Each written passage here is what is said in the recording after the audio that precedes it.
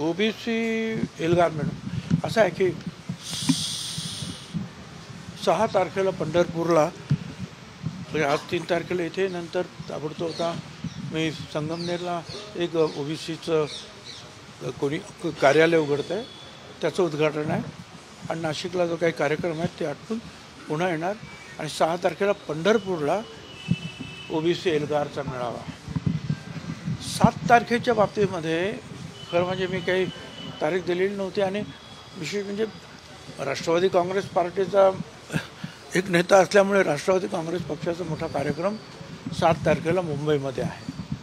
त्यामुळे त्या कार्यक्रमाला तिथे राहणं मला आवश्यक वाटतं. त्याच्यामुळे नांदेडला काही मी जाऊ शकणार नाही. पण इतर जे आमचे काही नेते आहेत ते ती रॅली पूर्ण करतील.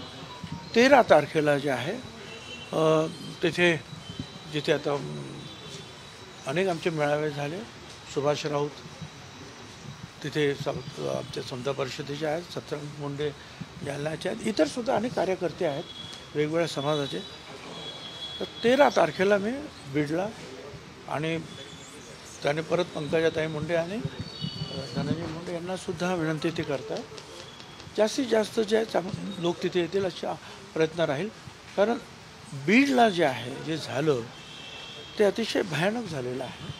त्यामुळे तिथे मीटिंग रॅली होणं आवश्यक आहे असं मला वाटतं, आणि त्यामुळे तिथे मी जाणार आहे. पालकमंत्री म्हणून सध्या छगन भुजबळ यांचं नाव नाशिक महापालिकेच्या वतीने दिशादर्शक फलक आहे, त्यांचंच नाव सध्या दिसत आहे. पालकमंत्री म्हणून तुमचेच फ्लेक्स जे आहेत ते नाशिकमध्ये लागले सर. ओबीसीच्या संदर्भात हायकोर्टामध्ये एक याचिका दाखल आहे. समता परिषदेच्या वतीनं देखील हस्तक्षेप याचिका त्यामध्ये. आता पहा, एका बाजूने जे आहे की आम्हाला ओबीसीमध्येच आरक्षण पाहिजे म्हणून काही नेत्यांचं तुम्हाला कल्पना आहे की ताकद लावत आहेत, आणि दुसऱ्या बाजूने बाळासाहेब सराटे जे आहेत, महाराष्ट्र सरकारसुद्धा त्याच्यामध्ये आहे, ते सुद्धा त्यांनी सुद्धा ॲफिडेविट दाखल केलेला आहे.